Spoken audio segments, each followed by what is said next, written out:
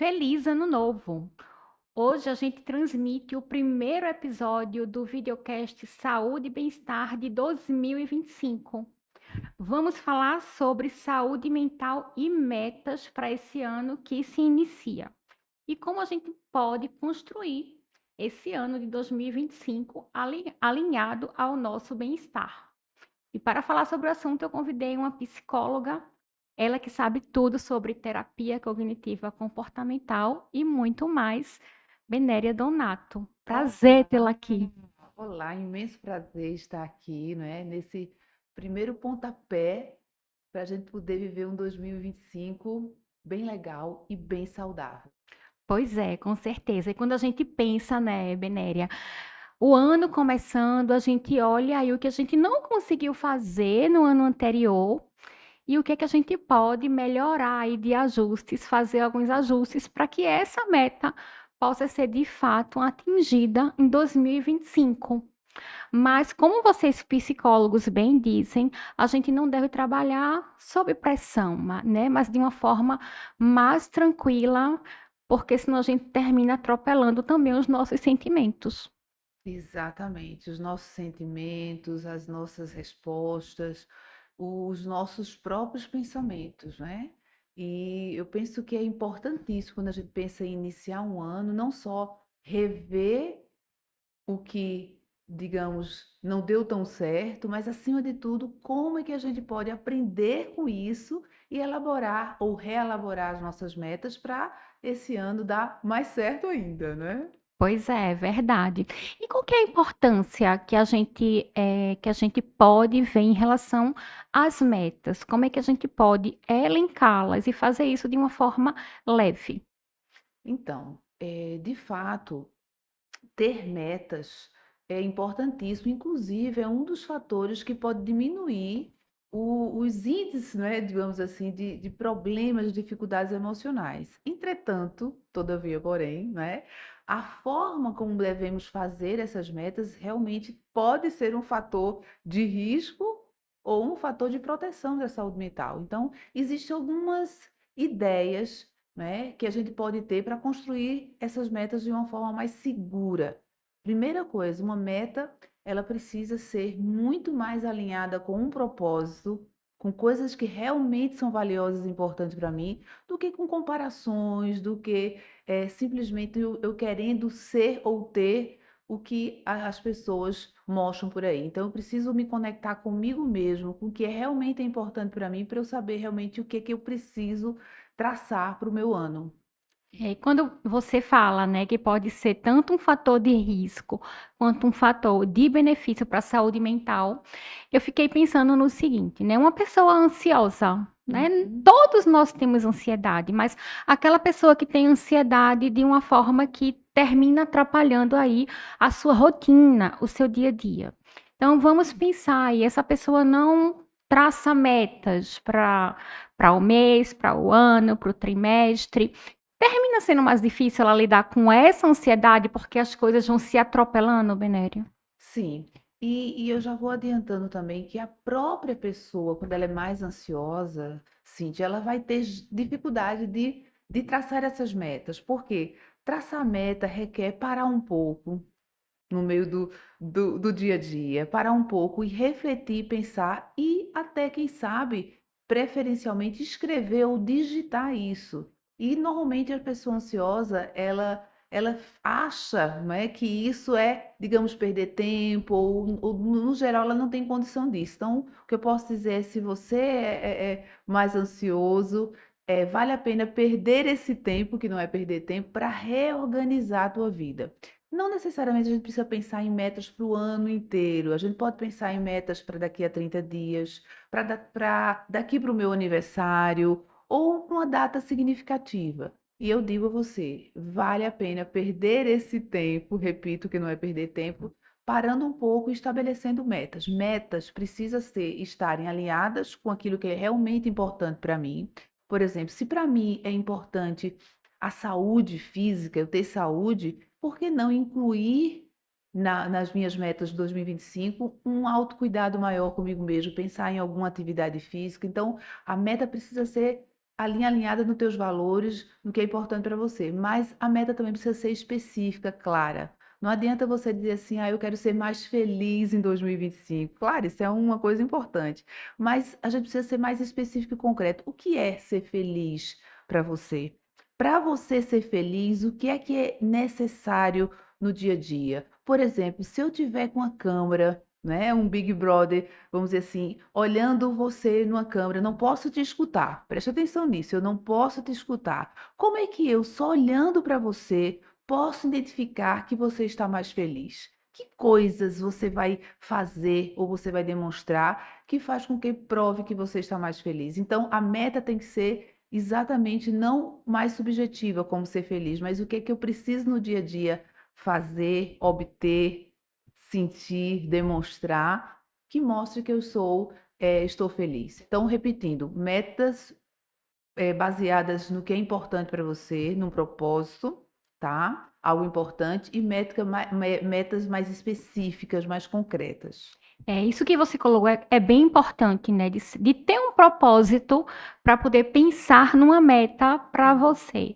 Porque nesse mundo que a gente vive, né, conectado o tempo todo, esse mundo de rede social, de Instagram, em que todo mundo mostra aquele pedacinho da sua vida que demonstra felicidade. Então, o que é que acontece, né? As pessoas que não têm insight terminam vendo o outro e aí pode projetar a sua meta com que o outro em relação com que os outros estão vivendo. E aí vem uma frustração porque aquele não é o seu propósito, né? Perfeito. Então eu acho que a gente pode refletir no seguinte ponto, Benéria. Muita gente vai colocar aí na rede social os seus fragmentos de viagens, né? Viagem, que é muito bom viajar, claro. E aí, uma pessoa pode querer se projetar, né? Ah, não, minha meta vai ser viajar mais no próximo ano. Mas será que é aquilo que vai trazer aquele bem-estar, assim, para ela, né? Então, Perfeitamente. acho que essa reflexão é importante a gente trazer. Eu diria que nos tempos atuais, em se tratando de um programa que está aí iniciando, né, dando um pontapé no ano novo, e está aí falando sobre a relação do estabelecimento de metas com a saúde, né, de um modo geral, isso que você acabou de falar conecta com o que eu disse no início. Eu preciso saber o que é importante para mim. O que é importante para mim é ser igual ao outro, é realmente competir com o outro, né? Eu não posso basear as minhas metas para a minha vida baseado no que as pessoas estão demonstrando, no que as pessoas estão fazendo. Eu tenho que voltar e me perguntar: isso é realmente importante para mim? É realmente isso que vai fazer a diferença na minha vida, no meu sucesso? E sucesso aqui, não apenas sucesso externo, como o que eu tenho, os valores, mas o sucesso interno, do ponto de vista do bem-estar. Eu costumo dizer que, para mim, desde a pandemia principalmente, sucesso para mim, né, é muito mais pautado na liberdade, né? Eu ter liberdade de poder fazer o que eu quero, de poder determinar as coisas, e isso é possível quando a gente tem saúde mental.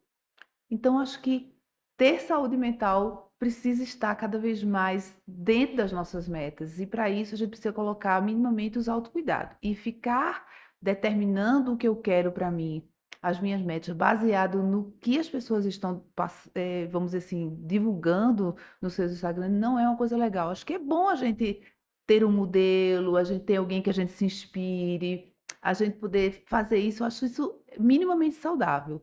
Mas precisa se perguntar, é realmente isso que é importante para mim, né? O que É é que eu estou isso. precisando? O que é que eu mais estou precisando no meu dia a dia? É. E aí eu acho que eu vou entrar agora, Benéria, num ponto assim que você domina muito bem, falei até no comecinho aqui da nossa chamada do episódio, que é a terapia cognitiva comportamental. A gente vê que hoje também as pessoas dizem assim, eu quero ter sucesso, por exemplo, mas as pessoas querem estar lá na linha de chegada, mas não sabem o caminho, né? Ou então, mais delicado ainda é as pessoas não sabem o que querem. Então, Sim, como que a terapia cognitiva comportamental, ela pode ajudar isso, né? Abrir possibilidades para aquela pessoa, para aquela família, para aquele casal, para que se possa ter o autoconhecimento e a pessoa saber de fato o que quer. sim, sim.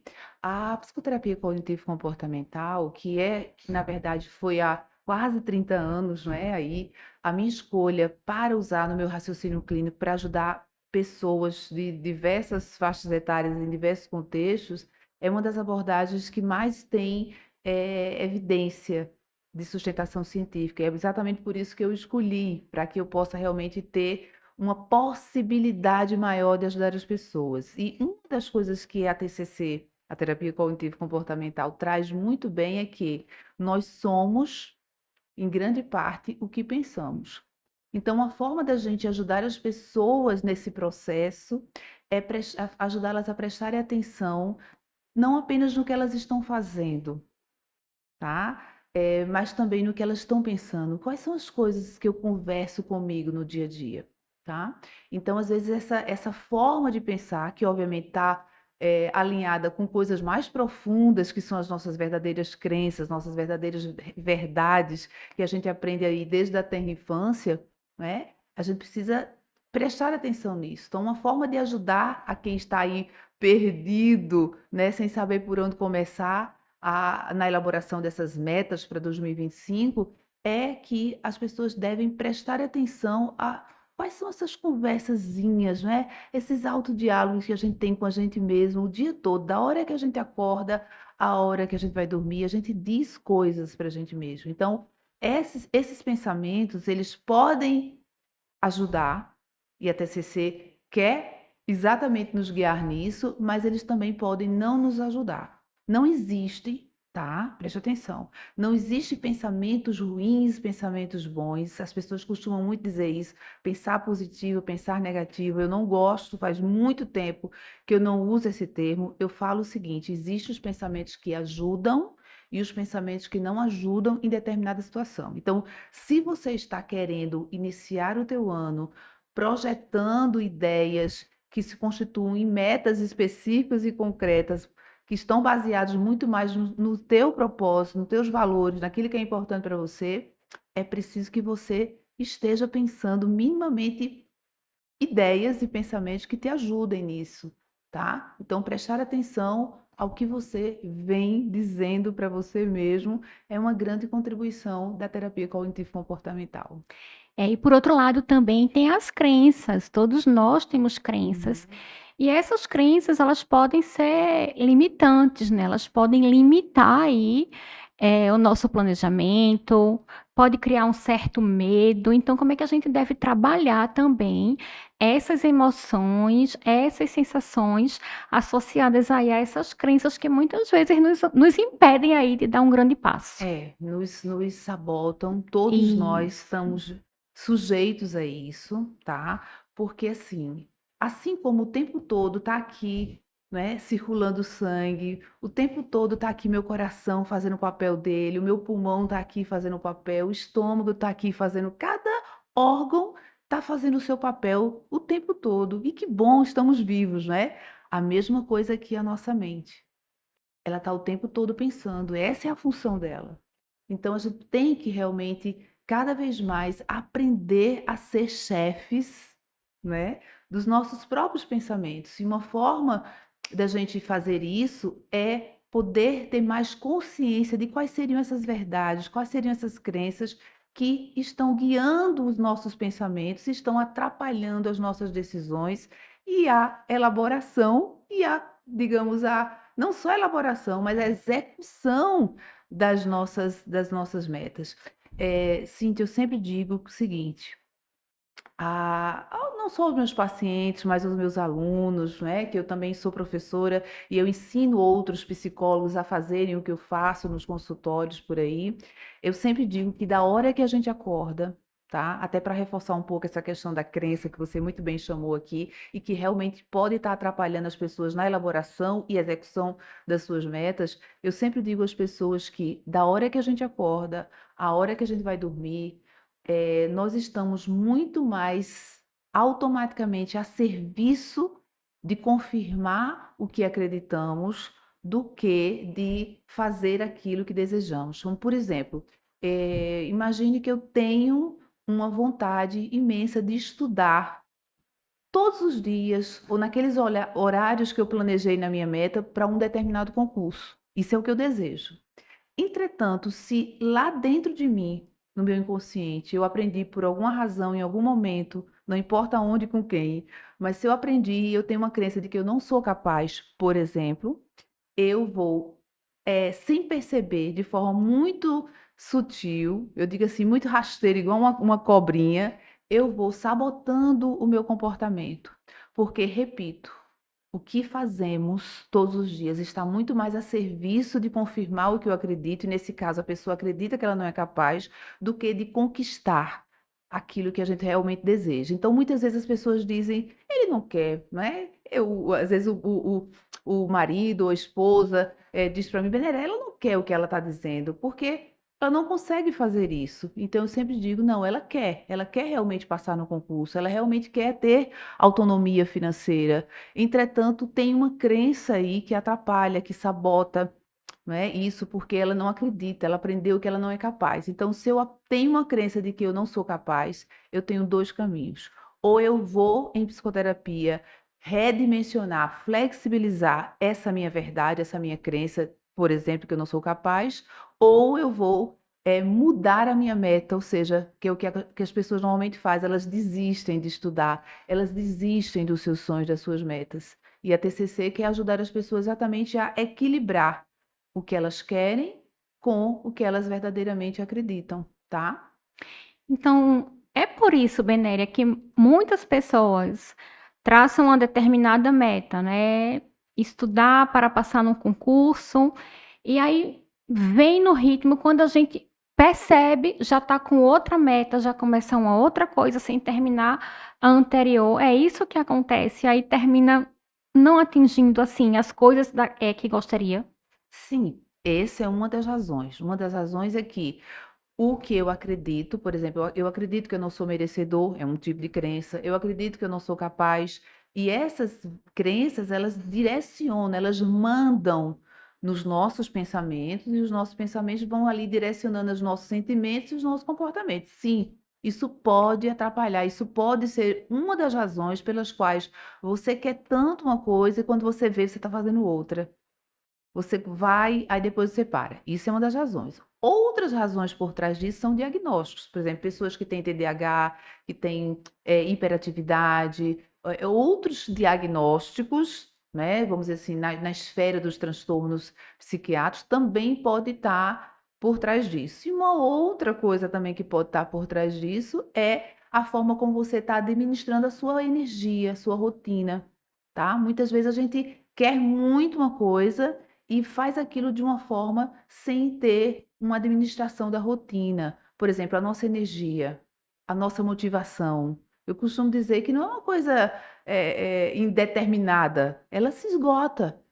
Assim como a gasolina do carro, de vez em quando a gente vai ter lá que abastecer o nosso carro. Então, a nossa motivação, a nossa esperança, a nossa energia precisa ser reabastecida. Muitas vezes a gente não está olhando para isso. A gente fica tão focado no que a gente quer, onde a gente quer chegar, que a gente não presta atenção ao processo, sim, que a gente tem que prestar atenção ao processo, a gente tem que curtir o processo, a gente tem que valorizar as pequenas coisas do dia a dia. E claro que por trás disso que eu estou falando, também pode estar a crença, que É. fica aí atrapalhando, não é verdade?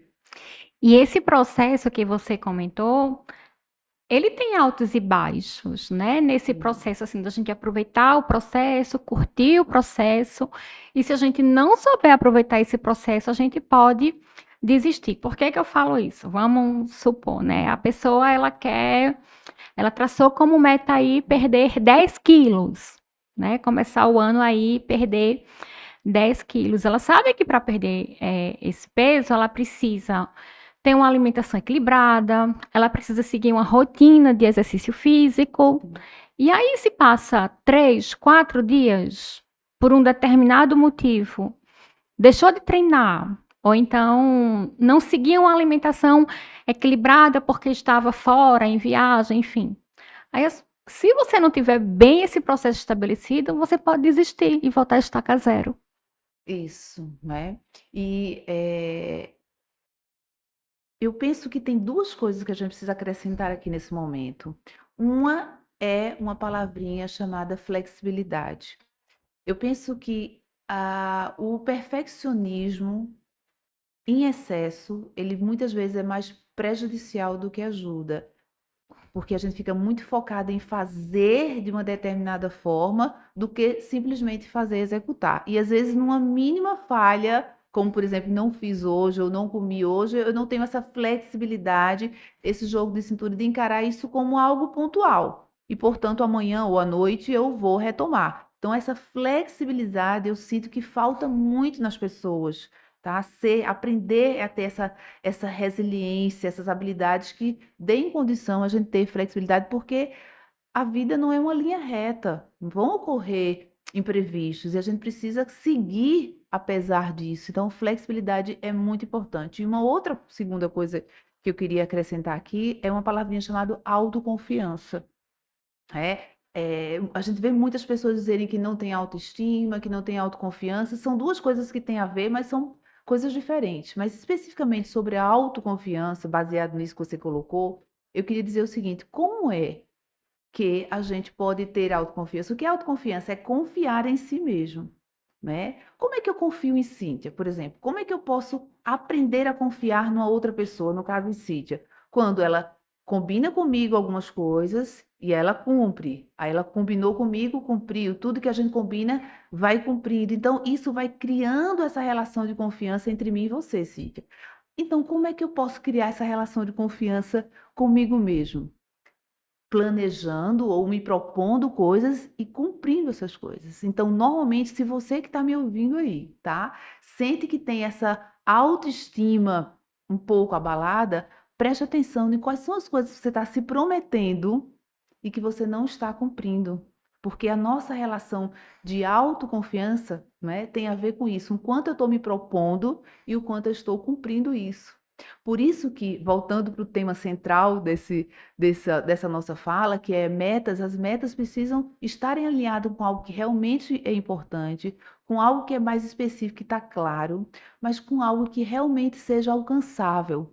E que eu possa não apenas focar no resultado final, mas que eu possa ir curtindo e sendo grato pelas pequenas conquistas ao longo do processo, e que eu possa ser flexível para alterar a rota quando necessário.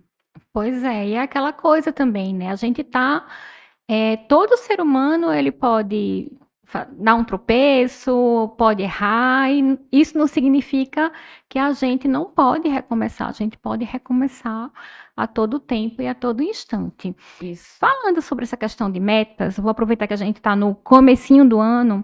A gente sabe que tem jovens, né, que tem famílias aí que os filhos estão aí passando pelo último ano na vida escolar. Uhum. E aí são pessoas que vão fazer vestibular, que vão prestar o Enem. E é importante ter metas também. Esse é um ano que as metas são importantes, de você ter uma rotina. Então, como assim não pressionar tanto esse jovem? E eu trago essa pergunta porque a gente sabe o quanto essa faixa etária ela tem passado atualmente por um ciclo aí, né, de muita pressão, ansiedade, cobranças. Imagina então o quanto é um grande desafio para o próprio jovem e para a própria família. É verdade. Infelizmente, né, os números de prevalência de transtornos emocionais no mundo inteiro têm aumentado muito.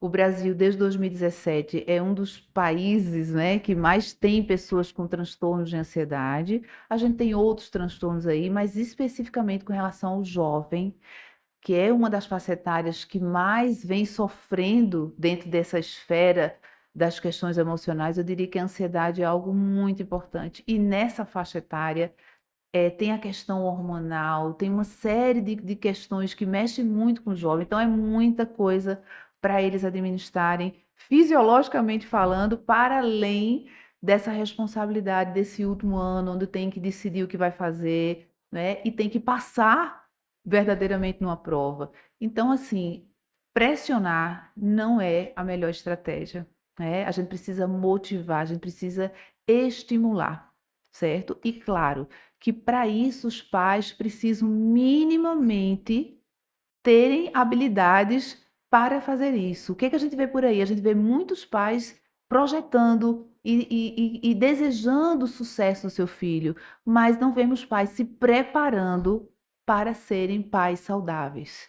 Eu não sei se você é pai e mãe que está me ouvindo, uma das metas para 2025 precisa ser se preparar minimamente para ser um pai, uma mãe saudável, porque filhos saudáveis, filhos capacitados para poder passar por essa pressão, essa primeira grande pressão na vida, precisam minimamente ter cuidadores, né? Adultos preparados para isso.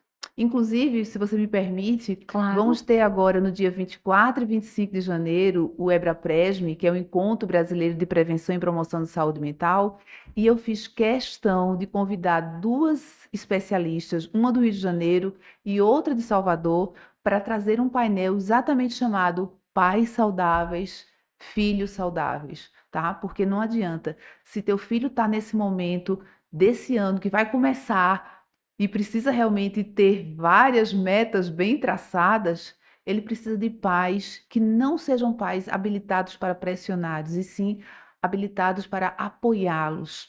E eu sei que para isso é preciso a gente realmente se capacitar, né? Ter habilidades para isso. É. E essa questão, né, tem o verbo cobrar. Você colocou muito bem o quanto ele pode ser substituído por motivar e acompanhar, né? Apoiar. Apoiar, porque a cobrança, se a gente substitui, né, por motivação, por apoio, por suporte, termina trazendo mais segurança para aquele jovem, né, que está aí nesse processo aí nesse ano e que se inicia, que é tão aí desafiador. Eu sei porque você deve ter passado por isso também. Já tem a nossa própria cobrança, né? Tem a própria cobrança aí, então é importante cuidar nesse ponto, nesse sentido. Eu achei muito bom você trazer esse assunto, sabe? Jovens é uma faixa etária que vem me preocupando muito, muito, muito. Eu acho que a gente fala muito dos jovens, das crianças, mas quem é que tá? Eu sempre digo assim, é mais fácil a gente lavar uma escada de baixo para cima ou de cima para baixo, hein? É Não é isso. verdade? Então, assim, a gente fica muito querendo cuidar das crianças, mas quem é que está acima? São os cuidadores, são os professores, são os pais, são essas pessoas que a gente precisa capacitar minimamente com habilidades essenciais que a ciência já traz aí para a gente poder ter condições de lavar essa escada de cima para baixo e poder melhorar os índices de transtornos nessa faixa etária dos jovens. E o ambiente ele contribui muito, Benéria. Essa É. questão de que ter uma família fortalecida, se em casa, né, essa criança, esse jovem, tem um clima de ansiedade, tem um clima tenso, termina aí desenvolvendo a criança, espelhando aí, terminando adquirindo assim essas emoções que terminam aí manipulando um pouco a gente. Claro, e se você, pai, mãe ou cuidador, tá nos ouvindo e de alguma forma se identificando, não sinta culpa. Você não tem culpa de não ter sido preparado minimamente para oferecer esse ambiente, não é? Mas entendam, antigamente a gente dizia, não existe manual de como criar filhos, né? Meus pais diziam muito isso, mas olha, já existe, viu? Desde os anos 70 existem manuais. A gente pode sim se preparar. Então não sinta culpa. Você não tem culpa de não ter essas habilidades, mas você pode, a partir de amanhã, a partir do momento que você está ouvindo isso aqui, procurar formas de se capacitar para isso. E nunca é tarde. Nunca é tarde para a gente se florescer, para a gente se transformar numa pessoa mais capacitada, que possa ser mais saudável para a gente mesmo e para as pessoas ao nosso redor. É isso. Um ponto que eu coloquei aqui, que é bem importante, né? A gente está aí iniciando o ano 2025, a gente sempre deseja, né? Feliz ano novo, feliz ano novo. Então, o que é felicidade? Muitas vezes a gente acha que ser feliz é estar alegre o tempo todo, não ter contratempo, ter uma vida perfeita, Mas como é que vocês, né, terapeutas, psicoterapeutas, definem aí o que é felicidade e o que é ser feliz? Então, ser feliz, em primeiro lugar, eu acho que é um conceito igual ao sucesso, né? Um conceito muito, não é um conceito universal. Cada cultura talvez tenha a sua definição e cada pessoa talvez tenha a sua definição. O que a gente pode dizer é que felicidade é quando a gente encontra, tá, a condição mínima de poder, ter a liberdade de ser quem a gente verdadeiramente pode ser, de construir verdadeiramente aquilo que a gente pode construir. Então, assim, uma pessoa, ela se encontra no estado feliz quando ela tem um bem-estar numa quantidade de tempo suficiente para ela poder realmente colocar para fora os seus verdadeiros valores, os seus verdadeiros potenciais, não é? Para com isso alcançar os seus objetivos e, acima de tudo, poder ser útil a pelo menos mais uma pessoa na vida além dela mesma, porque eu penso que a verdadeira felicidade, ela perpassa não apenas por fazer bem a nós mesmos, mas também fazer bem a pelo menos mais uma pessoa além de nós mesmos, não é? E claro que para isso a gente precisa ter minimamente as condições mentais para isso. Uma coisa que me deixa muito feliz é que cada vez mais, especialmente depois desses anos que passamos aí, cada vez mais as pessoas estão entendendo que a saúde mental é realmente o nosso maior e melhor patrimônio. E tem vários movimentos ocorrendo em relação a isso, várias pessoas buscando uma psicoterapia, não apenas quando já estão quebradas, quando já têm um transtorno, mas para conseguir se conhecer melhor, para desenvolver habilidades que possam proteger a sua saúde mental e a saúde mental da sua família. E eu estou vendo também cada vez mais as empresas, né? Recentemente eu vi o CEO da Heineken dando uma entrevista, poxa, eu fiquei tão feliz, um grande profissional de uma empresa de álcool, né, de bebidas alcoólicas, trazendo para dentro da sua empresa a importância da saúde mental. Recentemente, agora, eu fui convidada para participar de um programa chamado Conecta Saúde, de uma empresa aqui de Pernambuco, onde eles vão levar também a saúde mental para dentro de várias empresas, né? É a Bel Seguros que está à frente disso. Então, assim, existem evidências, existem provas de que realmente a gente open, né? A gente abriu aí a mente para a importância desse melhor e maior patrimônio que é a nossa saúde mental, porque só com ela que a gente consegue alcançar essa tal felicidade que ela não é o tempo todo, mas aqueles momentozinhos ali que a gente consegue sentir essa plenitude, esse bem-estar e essa condição de poder florescer e ter uma vida que vale a pena ser vivida, não é verdade? E como você colocou, é muito subjetivo essa definição aí Sim, do que é ser feliz e o que é felicidade. E essa questão das empresas estarem nesse movimento também, né, de engajamento, de fortalecer a saúde mental, é importante porque muitas pessoas, muitos trabalhadores, independentemente da área em que trabalham, passam mais tempo não só na empresa, perfeito. mas dedicado a essa empresa. Então, o quanto é importante também as empresas entrarem nessa meta aí de Mais do que ano. merecido, né? Pois é, e aí colocarem aí na meta aí das empresas essa oferta, né, de apoio de uma rede à saúde mental dos funcionários, Exatamente. né? Eu Então, concordo, eu acho, fico muito feliz. e tem o burnout também, a gente sabe, vocês aí devem receber aí, né, pacientes aí com uma frequência cada vez maior da síndrome de burnout. Explica um pouquinho para quem Que está nos é acompanhando o que que é essa síndrome. isso, que na verdade o burnout, o que se hoje chama-se burnout, é uma síndrome, né? Por excesso de trabalho. E onde há excesso de qualquer coisa, Cíntia, há escassez. Então, se eu estou excessivamente me dedicando ao meu trabalho, e eu digo mais, não é apenas o excesso de trabalho, é o como eu trabalho, é o ambiente do trabalho, porque muitas vezes a gente está até em excesso, não é? Mas é tão gratificante, tem tantas coisas que até compensa, apesar de que, como o Aristóteles já disse há tanto tempo, né? O equilíbrio, a virtude está no meio. Todos os nossos problemas financeiros, de saúde, psicológicos acontecem ou por excesso ou por escassez de alguma coisa. Então, voltando, o burnout é esse excesso, né? Juntamente com a ausência dos cuidados mínimos, a quantidade de sono necessário, o tipo de alimentação necessário, o lazer necessário. Eu vejo muitas pessoas apenas aliviando-se. Existe, sim, uma diferença entre aliviar-se e se dar prazer. Aliviar, por exemplo, eu posso me aliviar se eu pego meu celular, vou para cima de uma cama e fico ali passando meu celular, porque eu estou cansada, eu estou estressada, eu estou angustiada, então eu vou para a cama e fico ali me aliviando. Claro que se aliviar é melhor do que nem se aliviar, óbvio, mas não é o suficiente. A saúde mental precisa não apenas que a gente se alivie dos estresses do trabalho, por exemplo, falando agora no burnout, né? Mas que a gente se dê prazer. Quando a gente se alivia, a gente retira um desconforto. Quando a gente se dá prazer, a gente inclui algo prazeroso. Então, por exemplo, se eu tiver com um sapato muito apertado, eu chego em casa, eu tiro o sapato, eita, que coisa boa, não é? Que alívio, isso é bom.